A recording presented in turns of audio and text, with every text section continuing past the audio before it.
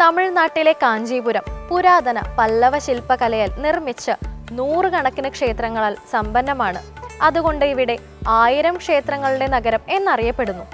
ഇത്തരത്തിൽ ക്ഷേത്ര നഗരങ്ങളായി അറിയപ്പെടുന്ന പ്രദേശങ്ങളാണ് ഒഡീഷയിലെ ഭുവനേശ്വറും ഉത്തർപ്രദേശിലെ വാരണാസിയും. ഏതായാലും ക്ഷേത്രവിശേഷങ്ങളുമായി ഇന്നത്തെ ദീപാരാധന കാഴ്ച കാണാം.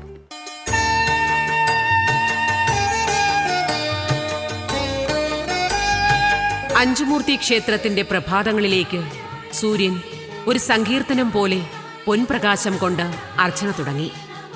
അഞ്ചുമൂർത്തി മംഗലം എന്ന ദേശത്തിന്റെ ആത്മതാളവും പരമചൈതന്യവുമായ ഈ ക്ഷേത്രത്തിലേക്കുള്ള പ്രദക്ഷിണയാത്ര ജീവിതത്തിലെ ഏറ്റവും ധന്യമായ നിമിഷങ്ങളിലൊന്നു തന്നെയാണ്.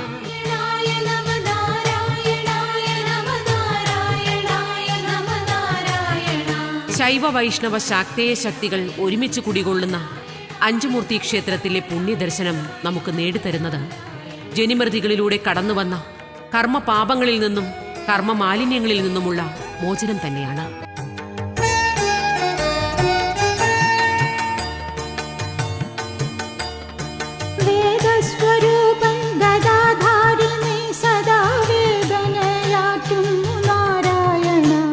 അതിപുരാതനമായ ക്ഷേത്ര സമുച്ചയത്തിലേക്ക് കടക്കുമ്പോൾ തന്നെ മനസ്സ് നിറയെ ആത്മീയമായ ഏതോ ഗൃഹാതുരതകളുടെ പുണ്യോത്സവങ്ങളാകുന്നു.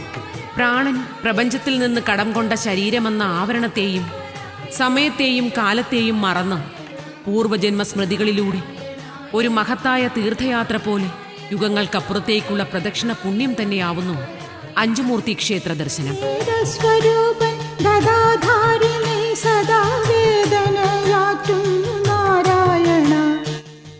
സർവപ്രപഞ്ചത്തിന്റെയും ദേവാദിദേവന്മാരുടെയും അസുരന്മാരുടെയും പിതാവെന്നറിയപ്പെടുന്ന സാക്ഷാൽ കശ്യപ പ്രജാപതി തന്നെയാണ് അഞ്ചുമൂർത്തി ക്ഷേത്രത്തിലെ പ്രതിഷ്ഠ നടത്തിയതും. പാലക്കാടിന്റെ ഗ്രാമക്കാഴ്ചകളുടെ മനോഹാരിതകളിൽ ഒന്നാണ് വടക്കഞ്ചേരിയിലെ അഞ്ചുമൂർത്തി മംഗലമെന്ന ഗ്രാമം. മൃദുലവും സൗമ്യവുമായി ആരെയും വരവേൽക്കുന്ന പ്രശാന്ത സുന്ദരമായ ഇവിടുത്തെ ഗ്രാമം ആനന്ദാത്മകമായ ഒരു ദൃശ്യാനുഭവം തന്നെയാണ്. ചരിത്ര കഥകളാലും പുരാവൃത്തങ്ങളാലും നിറഞ്ഞു നിൽക്കുന്ന ഈ പ്രദേശത്തെക്കുറിച്ചുള്ള ഓരോ കഥകളും ഇവിടേക്ക് കടന്നു വരുന്ന ആത്മീയ സഞ്ചാരികളെ അത്ഭുതപ്പെടുത്തുന്നതും പുതിയൊരു ആത്മപ്രപഞ്ചത്തിലേക്ക് നയിപ്പിക്കുന്നതുമാണ്. ഗ്രാമവാസികൾ പറയുന്ന നിരവധി കഥകളിൽ പ്രധാനപ്പെട്ടത് ക്ഷേത്രക്കുളത്തിനു ചുറ്റുമുള്ള വയലുകൾക്കപ്പുറം നിൽക്കുന്ന വീഴുമലയുടെ ചരിത്രമാണ്. ത്രേതായുഗ കാലത്ത് മൃതസഞ്ജീവിനെ തേടിപ്പോകുന്ന ഹനുമാൻ ഹിമാലയത്തിൽ നിന്ന് അടർത്തിയെടുത്ത മലയുമായി ആകാശമാർഗം സഞ്ചരിക്കുമ്പോൾ മൃതസഞ്ജീവിനി നിറഞ്ഞ മലയുടെ ഒരംശം ഈ പ്രദേശത്ത് വീഴുകയും അതാണ് വീഴുമലയെന്ന രീതിയിൽ ഇവിടെ അറിയപ്പെട്ടു തുടങ്ങിയതെന്നുമാണ് പറയപ്പെടുന്നത്. വീഴുമലയിൽ ഇപ്പോഴും മൃതസഞ്ജീവിനി ഉണ്ടെന്നാണ് പഴമക്കാർ പറയുന്നത്. വീഴുമലയും ക്ഷേത്രക്കുളവുമായി ബന്ധപ്പെട്ട് മറ്റൊരു അത്ഭുതം നിലനിൽക്കുന്നത് ദൂരെ നിൽക്കുന്ന വീഴുമലയ്ക്ക് മുകളിലുള്ള കിണറിലിടുന്ന ഏതെങ്കിലും ഒരു വസ്തു ഇങ്ങ് ക്ഷേത്രകുളത്തിൽ മണിക്കൂറുകൾക്കുള്ളിൽ കാണാമെന്നതാണ്. ഇതിന് കാരണമായി പറയുന്നത് ഒരിക്കൽ ക്ഷേത്രകുളവും വീഴുമലയുമായി ബന്ധപ്പെട്ട് ഒരു പുഴയൊഴുകിയെന്നും കാലാന്തരത്തിൽ പുഴ മെലിഞ്ഞ് ക്ഷേത്രകുളമായതാകാമെന്നുമുള്ള കഥകൾ നിലനിൽക്കുന്നു. ഈ കഥകൾ നിലനിൽക്കുമ്പോൾ തന്നെ മനുഷ്യ ഇന്ദ്രിയങ്ങൾക്ക് ദർശിക്കാൻ കഴിയാത്ത തരത്തിലുള്ള ദിവ്യശക്തികളുടെ സഞ്ചാരവീതികൾ തന്നെയാണ് അഞ്ചുമൂർത്തി ക്ഷേത്രവും പരിസരവുമെന്ന് ചില ആത്മജ്ഞാനികൾ ഉറപ്പിച്ചു പറയുന്നു.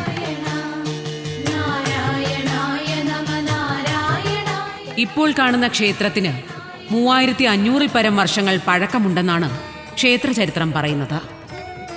ശൈവ വൈഷ്ണവ ശാക്തേയ ശക്തികൾ ഒരുമിച്ച് കുടികൊള്ളുന്നത് കൊണ്ട് തന്നെ രാജവാഴ്ച കാലങ്ങളിൽ നിരവധി ആചാര അനുഷ്ഠാനങ്ങൾ നിലനിന്നിരുന്ന ക്ഷേത്രമായിരുന്നു ഇത്.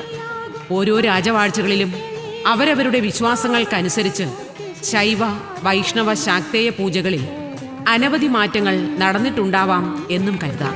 ശൈവ വൈഷ്ണവ അധിനിവേശങ്ങൾ ഉണ്ടായിരുന്ന കാലഘട്ടത്തിലും ഇവിടെ ശൈവ വൈഷ്ണവ ശക്തികൾ ഒരുമിച്ച് കുടികൊണ്ടിരുന്നുവെന്ന് വേണം കരുതാൻ. കാരണം കശ്യപ മുനി കാർത്യായനി ദേവിയെ പ്രതിഷ്ഠിക്കുമ്പോഴും സുദർശന ചക്രം ഇവിടെ സ്വയംഭൂവാകുമ്പോഴുമൊക്കെ പഞ്ചമുഖനായ ശിവരൂപം ഇവിടെ ഉണ്ടായിരുന്നുവെന്നാണ് പറയപ്പെടുന്നത്.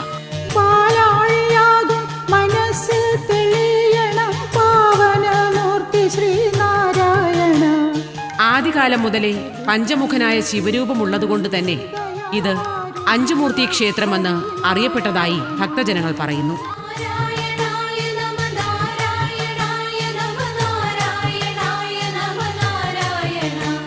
ടിപ്പു സുൽത്താന്റെ പടയോട്ട കാലത്തും ക്ഷേത്രത്തിന് ക്ഷതങ്ങൾ ഏൽക്കേണ്ടി വന്നിട്ടുണ്ട്.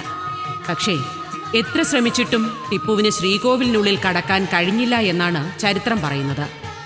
ദേഷ്യം തീർക്കുവാനായി ടിപ്പു ശ്രീകോവിലിനുള്ളിലെ ദ്വാരപാലകന്മാരെ വെട്ടി ക്ഷതമേൽപ്പിച്ചതിന്റെ പാടുകൾ ശില്പങ്ങളിൽ ഇപ്പോഴും അവശേഷിക്കുന്നുണ്ട്. ഏത് അധർമ്മത്തെയും തടയാൻ കഴിയുന്ന മഹാസുദർശനമാണ് ശ്രീകോവിലിനുള്ളിൽ ഇരിക്കുന്നതെന്ന് ക്ഷേത്രങ്ങൾ തകർക്കാൻ ഒരുമ്പിട്ടിറങ്ങിയ ടിപ്പുവിനറിയില്ല എന്നതായിരുന്നു സത്യം. അഞ്ചുമൂർത്തി ക്ഷേത്ര ചരിത്രം തുടങ്ങുന്നത് കശ്യപ മുനിയിൽ നിന്നാണ്.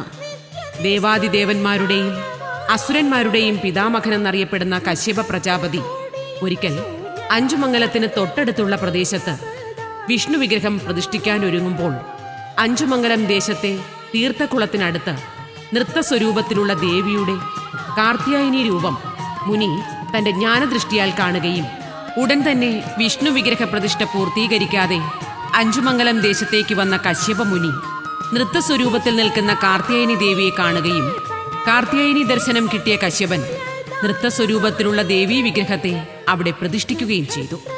വിഷ്ണു വിഗ്രഹ പ്രതിഷ്ഠ പൂർത്തീകരിക്കാതെ കാർത്യായനി ദേവിക്ക് അരികിൽ വന്ന കശ്യപനെ തിരക്കി വിഷ്ണുവിന്റെ സുദർശന ചക്രം വന്നുവെന്നും ഒടുവിൽ സുദർശന ചക്രം ഇവിടെ തന്നെ സ്വയംഭൂവായി എന്നാണ് ചരിത്രം പറയുന്നത്. ഭാരതത്തിൽ തന്നെ സ്വയംഭൂവായ സുദർശന ചക്ര പ്രതിഷ്ഠയുള്ള ഏക ക്ഷേത്രം അഞ്ചുമൂർത്തി ക്ഷേത്രം തന്നെയാണെന്ന് വിശ്വസിച്ചു പോരുന്നു. അതുകൊണ്ട് തന്നെ ഭാരതത്തിലെ പല സുദർശന ചക്ര പ്രതിഷ്ഠയുള്ള ക്ഷേത്രങ്ങളുടെയും മൂലസ്ഥാനം അഞ്ചുമൂർത്തി ക്ഷേത്രമാണെന്നാണ് കരുതുന്നത്.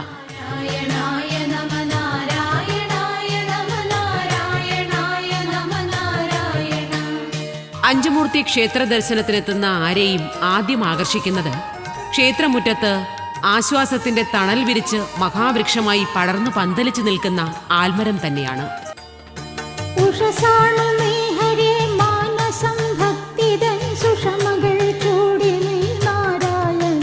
ബലിക്കൽ പുര കടന്ന് നാലമ്പലത്തിനുള്ളിലേക്ക് കടക്കുമ്പോൾ നമസ്കാര മണ്ഡപത്തിനു മുന്നിൽ ആദ്യം കാണുന്ന ശ്രീകോവിൽ സുദർശന ചക്ര പ്രതിഷ്ഠയിരിക്കുന്ന ഭഗവത് സന്നിധിയാണ്. ജീവിതത്തിലെ സർവ്വ പ്രതിസന്ധികളിൽ നിന്നും മോചിതനാകുവാനും കർമ്മവഴികളിൽ നിറയെ ധർമ്മത്തെ പുനഃസ്ഥാപിക്കുവാനുമായി സുദർശന ചക്ര ദർശന പുണ്യം കിട്ടുന്ന ഭക്തന് തൊട്ടടുത്ത് നിൽക്കുന്ന പഞ്ചമുഖനായ ശിവദർശനത്തിനായുള്ള ശ്രീകോവിലിന് മുന്നിലേക്ക് പോകാം. പഞ്ചമുഖനായ ശിവനെ തൊഴുത് പഞ്ചഭൂതാത്മകമായ ശരീരത്തിനെയും ഭഗവത് ചൈതന്യം നിറഞ്ഞ ആത്മാവിനെയും ശുദ്ധീകരിച്ച് ശ്രീകോവിൽ വലം വച്ച് ഭഗവാന് സമീപത്തായി പ്രതിഷ്ഠിച്ചിരിക്കുന്ന ആഞ്ജനേയ ഭഗവാനെ തൊഴാം. കുറെ വർഷങ്ങൾക്ക് മുൻപ് നടന്ന അഷ്ടമംഗല്യ പ്രശ്നത്തിലാണ് ഇവിടെ ആഞ്ജനേയ ചൈതന്യം കണ്ടെത്തുകയും നാലമ്പലത്തിനുള്ളിൽ തീർത്ഥക്കുളത്തിൽ നിന്നും ഒരു ആഞ്ജനേയ വിഗ്രഹം കണ്ടെത്തുകയും വായുകോണിൽ വായു ഭഗവാനെ പ്രതിഷ്ഠിക്കുകയും ചെയ്തത്. ഈ ആഞ്ജനേയ ചൈതന്യം കണ്ടെത്തിയതോടെ പ്രദേശത്തെ വീഴുമലയുടെ കഥയ്ക്ക് വിശ്വാസം കൂടി.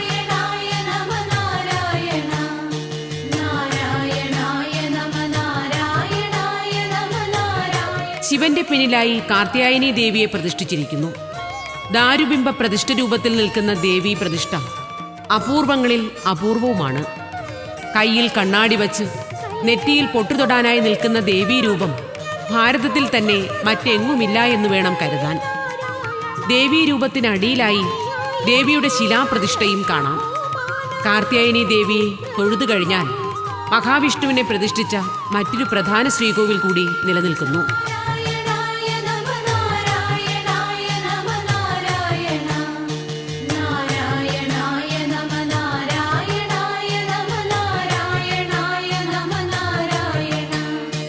കൂടാതെ ശാസ്താവ്, ഗണപതി എന്നീ ദൈവങ്ങളും നാലമ്പലത്തിനുള്ളിൽ പ്രധാന ദൈവങ്ങളായി കുടികൊള്ളുന്നുണ്ട്.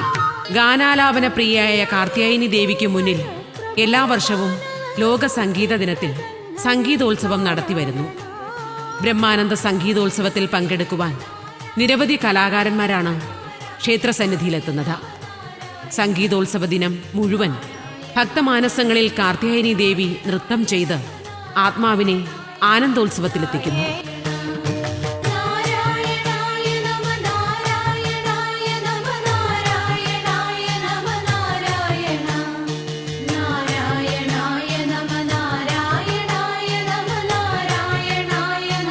ക്ഷേത്രമുറ്റത്ത് നിൽക്കുന്ന വലിയ ആൽമരങ്ങൾക്കപ്പുറം സൂര്യാസ്തമയം തുടങ്ങി.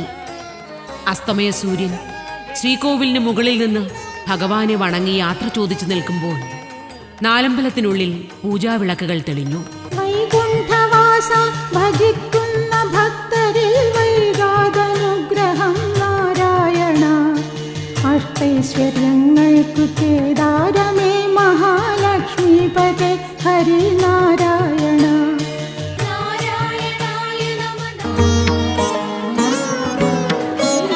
ദീപാരാധന വേളയിൽ അഞ്ചുമൂർത്തി ക്ഷേത്രത്തിന്റെ ശ്രീകോവിലുകളിൽ നിന്നും ഭക്തരുടെ ആത്മാവിലേക്ക് പരമചൈതന്യത്തിൽ നിന്നുള്ള ആനന്ദ സങ്കീർത്തനം ഒഴുകിക്കൊണ്ടേയിരുന്നു. വൈകുണ്ഠവാസ ഭജിക്കുന്ന ഭക്തരിൽ വൈകാതനുഗ്രഹം നാരായണ.